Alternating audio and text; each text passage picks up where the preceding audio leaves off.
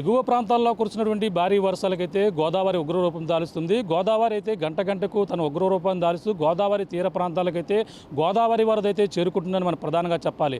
ఏదైతే ఏజెన్సీ ప్రాంతాలు విలీన మండలాల నుంచి మొదలుకొని అలాగే కోనసీమ జిల్లా వరకు కూడా వరద ప్రవాహం అయితే కొనసాగుతుంది.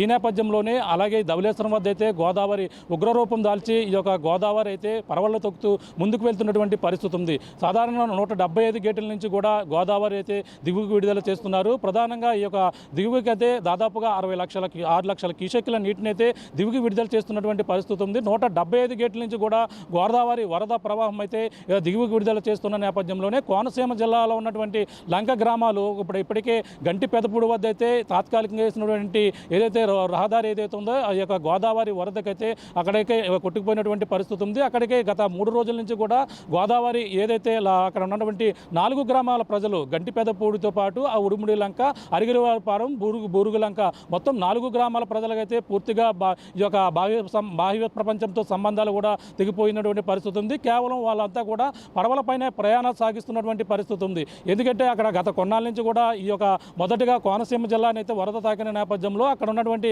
తాత్కాలిక వంతునైతే తాకుతున్నటువంటి పరిస్థితి ఉంది. ముఖ్యంగా అప్పుడైతే గోదావరి వరద ఉధృతి అయితే క్రమంగా పెరుగుతుంది. అలాగే ఈ యొక్క గోదావరి 6 లక్షల క్యూసెక్ల నీటిని దిగువకి విడుదల చేస్తున్న నేపథ్యంలో కోటిపల్లి, ముక్తేశ్వరం వద్ద కూడా ఈ యొక్క తాత్కాలికంగా వేసినటువంటి గట్టు కూడా తెగిపోయినటువంటి పరిస్థితి ఉంది. ఈ నేపథ్యంలో ఈ యొక్క ప్రధానంగా ఇప్పటికే గోదావరి అయితే దాదాపుగా ధవళేశ్వరం వద్ద 10.3 అడుగుల నీటి మట్టం ఉంది. అక్కడ నుంచి 6 లక్షల క్యూసెక్ల నీటి మట్టాన్ని అయితే కిందకి వరదనైతే దిగువకి విడుదల చేస్తున్నటువంటి పరిస్థితి.